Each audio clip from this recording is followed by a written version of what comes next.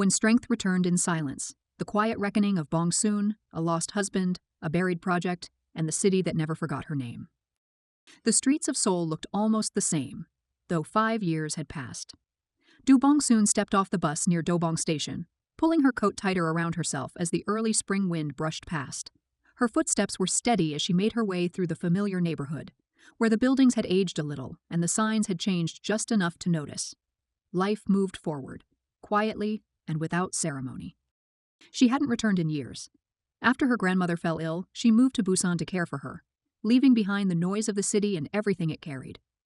There had been no formal goodbye, just a shift in routine that stretched from weeks to months and then years.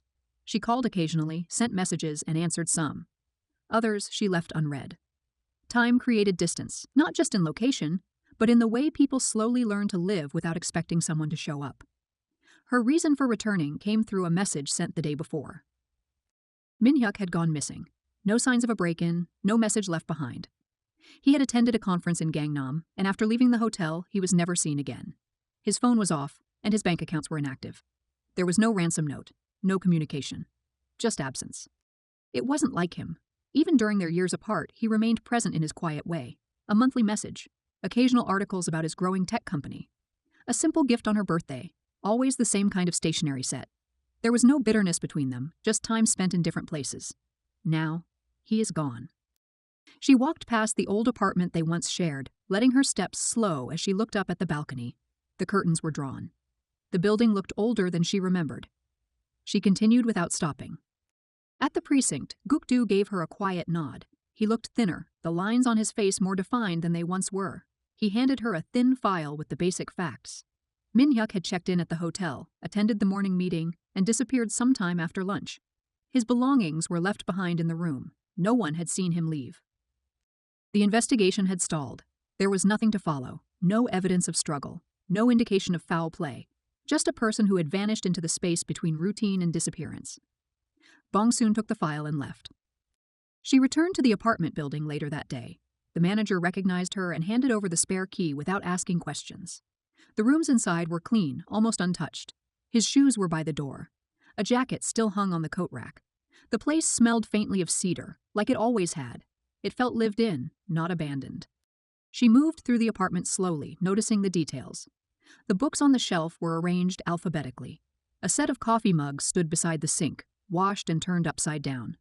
A photo of them together at a cherry blossom festival rested on the nightstand. In the study, she found a notebook beneath a stack of files. The handwriting was Min-hyuk's. It contained notes on something called Project Aegis. There were references to digital security and anonymous reporting tools. Most of it was technical, but some of the scribbled lines suggested concern. A few phrases stood out: unregistered development, unauthorized surveillance, and finally, written at the bottom of a page, a brief sentence. If something happens, the company cannot be trusted. She read it twice, then closed the notebook and slipped it into her bag. That night, she reached out to someone who had stayed at the company after she left Seoul. Jung Miri had started as an intern and was now part of the internal development team. Miri's reply was short. The project existed but wasn't documented anywhere official. Files were being erased. Someone was covering tracks. The data was stored off-site in a satellite lab in Ilsan. It wasn't the kind of place someone could enter with questions. Bong Soon didn't plan to ask. By morning, she was on a train to Ilsan. The lab was surrounded by fences and monitored with motion detectors. She waited until evening before approaching from the north side, where the shadows stretched longer. Moving over the fence was simple. Avoiding the cameras required patience and memory. Years ago, she would have rushed. Now, she moved slower, more deliberate. Inside, the building was quiet. Only a few hallways were lit. She followed the map she had memorized from Miri's description. On the lower level, she found the server room marked with a red security badge. The biometric scanner flashed red when she tried to open it. She placed her hand near the edge of the metal panel and pushed, just enough to bend the corner inward. It took more restraint than strength. The door opened with a faint groan. Rows of servers hummed quietly. She moved past them until she found a terminal labeled Aegis. It was disconnected from the network but active. She located the hard drive and removed it. As she turned, she heard footsteps. A man stood in the doorway. His badge marked him as head of security. She remembered seeing him years ago during visits to Aimsoft. He asked no questions. Instead, he reached for the radio clipped to his shoulder. She didn't speak. She moved forward quickly, taking the radio from his hand before he could activate it. When he reached for her, she stepped aside and knocked him back with a single push. He stumbled into the corner, winded but not seriously hurt. He tried to stop her again, but she was already gone. She returned to Seoul before dawn. The hard drive remained untouched in her bag. She didn't want to look at it yet. Instead, she sat in the quiet of the apartment, letting the city sounds rise and fall through the window. Later, she met with Gukdu again. He agreed to connect her with someone from the press. They would handle the information if something went wrong. At noon, her phone rang. The number was blocked. A voice told her she had 48 hours to return what she had taken. If she wanted to see Min-hyuk again, she would do as instructed. She sat quietly after the call ended. The message didn't say where to go or who to meet. It didn't need to. It was a warning, not a negotiation. That night, she revisited the server data. The files revealed a program designed to monitor individuals through their devices. Not just hackers or criminals. Journalists, activists, even regular users with unpopular opinions. The company had collected information under the pretense of public safety. Some of the targets had been silenced. Others had vanished quietly from digital spaces. There were messages in the project logs written by Min-hyuk. They weren't technical. They were reflections. Short notes about the risks of building tools that could be misused. He had tried to delay the program. His last entry mentioned his intent to report the issue. The following day, she received a message with coordinates. The location was outside the city, near an abandoned storage facility. She didn't go right away. She waited until evening after making copies of the files and sending them to Gukdu's contact. At the facility, she found the gates unlocked. The building was empty on the surface, but a side entrance led to a lower level. The hallway was dim, lined with crates and broken lights. She found a door with a keypad, the kind designed to keep people out rather than in. Inside, she found Min-hyuk. He looked thinner, his clothes wrinkled, and his expression quiet. He stood when she entered, surprised but calm. There were no restraints, just fatigue. She let him out without saying much. No alarm sounded, no one followed. The air outside was cold, but it carried the scent of spring. Back in the city, he rested. She stayed nearby, helping him adjust to the return. He didn't talk about what happened, and she didn't press. Instead, they moved through the days slowly, rebuilding normalcy one moment at a time. When the story broke in the media, the company denied involvement. Internal investigations began. Some executives resigned. Others disappeared from the public eye. Bong-soon did not return to Busan. She didn't speak about her strength to anyone. She didn't need to. She used it when necessary, quietly and without recognition. Her life became simple again, not empty, just uncluttered. She and Min-hyuk stayed in the apartment. There were no long conversations about what they had lost. They just continued, side by side, sharing meals, cleaning the house, and tending to small routines. Neither of them needed to say they were trying. It was clear in the way they remained present. The distance that once grew between them didn't disappear overnight, but it stopped growing. And that, for now, was enough. The days moved forward, not with haste, but with the rhythm of something steady finding its shape again. Bong-soon began to notice small things first. The way Min-hyuk no longer lingered at the doorway as if unsure he belonged. The way he began setting the table without needing to ask where things went. The way their routines started syncing like a melody remembered from years ago. There were no declarations between them, no grand moments of decision, but something softened in the space they shared. The air around them had once been tense with the weight of unanswered questions and the echo of years lost. Now it felt quieter, warmer, like steam rising from a bowl of soup on a cold day or the hush of early morning light before the world stirred. Min-hyuk had stepped down from his company. He didn't linger in the aftermath or make speeches to explain himself. He handed in his resignation, signed the necessary forms, and walked away without looking back. The company released a formal statement about his decision to focus on personal matters, and the news faded from the public's mind almost as quickly as it had appeared. He returned to the apartment with only a duffel bag, a few worn books, and a small paper folder filled with handwritten notes, things he hadn't wanted to leave behind.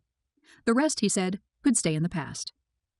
That night, they sat across from each other with cups of tea between them. The windows were open, letting in the scent of the late summer rain. Bong-soon noticed that Min-hyuk's hands had changed. There was a faint scar near his knuckle, and his fingers moved with more caution. He caught her looking once, and for a moment they simply watched each other, saying nothing but knowing everything that silence allowed. Afterwards, things settled. Bong-soon returned to work part-time at the community center, and Min-hyuk began volunteering at a youth coding program. He seemed to take quiet joy in watching students build their first lines of functioning code, correcting errors with calm explanations and a dry smile. He never mentioned his former company. He let the past stay folded away behind him.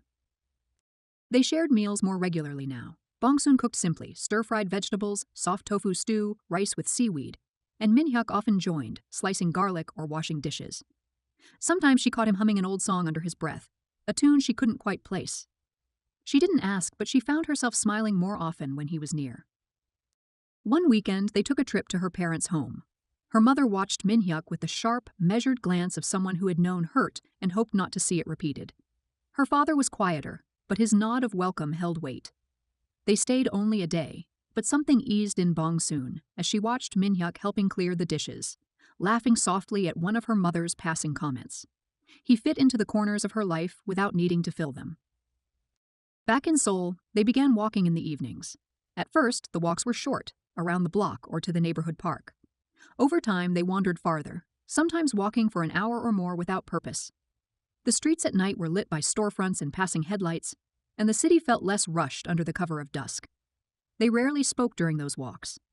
But sometimes, Min-hyuk would reach over, brushing his fingers gently against hers, and she would respond without hesitation, letting her hand slip into his. It wasn't dramatic or loud. It was quiet and constant, like the soft beat of rain on the roof or the slow unfolding of petals in spring. One night, after a longer walk through the Han River Park, Min-hyuk paused near the bridge. The city shimmered across the water, and a faint breeze stirred the leaves nearby. Bong-soon leaned against the railing beside him, her arm brushing his. He reached into his pocket and pulled out a folded photograph, worn at the edges. It was from years ago, a snapshot someone had taken during a picnic they barely remembered. In it, they stood close, not touching, but visibly leaning toward each other. Neither had looked at the camera. Min-hyuk held it out. She took it with both hands, staring at it for a moment. Then she slipped it into her coat pocket without a word. That night, she placed it on the shelf beside her bed. It remained there, unframed and unobtrusive, as if it had always belonged. Romance bloomed not in sudden confessions, but in the repetition of presence. Min-hyuk began leaving small notes on the fridge, reminders to buy soy milk, a scribbled recipe he wanted to try, and once even a crude drawing of her lifting a couch with one hand and smiling. She rolled her eyes at that one, but kept it tucked inside her journal. Bong-soon, in turn, started bringing him small gifts. A new pen when she noticed the old one had run out of ink, a warm scarf before the weather turned, a book of poetry she found in a second-hand shop. None were extravagant. But Min-hyuk always paused, running a hand over the item before placing it somewhere near him, as though needing to keep it close. They began spending Sunday mornings together, reading in the living room or cooking breakfast side by side. The space between them felt like something they had earned, not by force, but through the slow act of showing up, day after day. One afternoon, she found him asleep on the couch, a book resting open on his chest. She stood there quietly, studying the way his face looked at peace. Years ago, he had been vibrant, almost too fast for the world around him. Now he had grown into something steadier. He had lost things. So had she. But they had also come back to each other with clearer eyes. She placed a blanket over him and sat nearby with her own book, letting the minutes pass undisturbed. Autumn arrived with cooler mornings and golden light. Leaves turned, scattered along the sidewalks. Bong-soon adjusted her routines again, pulling out warmer coats and switching her walks to earlier hours. They visited a quiet temple in the mountains during one weekend. It wasn't planned. Min-hyuk had heard about it from a colleague, and they drove there without expectation. The place was quiet, tucked into the hills and surrounded by tall trees. A few monks moved through the grounds with practiced stillness, and the only sound was the rustling of leaves. They spent most of the afternoon walking the paths, not speaking. At one point, they came across a narrow clearing overlooking the valley. Min-hyuk sat first, then gestured for her to join. She leaned against him lightly, her head resting on his shoulder. They stayed like that for a long while, until the sun dipped low and the air turned crisp. That night, back at home, Bong-soon found herself writing again. But not just journal entries. She began a story, a quiet one, about a woman with unusual strength who didn't seek glory or attention, but who slowly discovered that love didn't always have to be loud, that sometimes it came as silence shared between two people who chose to stay. Min-hyuk found the draft weeks later. He didn't say anything, but she noticed the pages were rearranged and the pen she had left beside the notebook had been moved. That night, he brought home a new notebook, bound in soft gray linen, and placed it gently on her desk. Nothing was said. But she smiled when she saw it. The world outside kept moving. Whispers of another tech company picking up Project Aegis circulated briefly in government circles. Gukdu passed along what he knew, and Bongsoon filed it away in a folder marked for later. They were ready if it returned, but for now, there was calm. Their apartment filled slowly with signs of shared life. A second toothbrush, 2 coffee mugs are always drying near the sink. Books were stacked too deep on the shelf. A calendar with circles around weekends marked walk or market. The romance between them didn't peak with declarations. It deepened through presence. A hand brushing away lint. A scarf was gently wrapped before leaving the house. A shoulder was offered wordlessly after a long day. In time, their hands found each other more easily. When crossing the street, when reading side by side, when waiting at the market or watching a late-night movie, it became second nature. On the first snowy day, Min-hyuk stepped onto the balcony, letting the snowflakes fall onto his coat. Bongsoon watched him from inside, then joined him quietly. She didn't shiver. He reached over and pulled her into the space beside him. They stood together, snow gathering lightly on their shoulders, the city muffled by white. He pressed his forehead lightly against hers before pulling back. Not urgent, just steady, like everything between them had become. That night, she placed a hand on his chest before falling asleep, her palm rising and falling with his breath. And for the first time in a long while, they both slept without waking. Their story had no clear ending, no sudden conclusion, but it held something more lasting. The quiet certainty of 2 people choosing each other again and again, not out of obligation or fear, but out of love, born from knowing the worst and still offering the best. And in that choice, day after day, they became something stronger, not just as individuals, but together.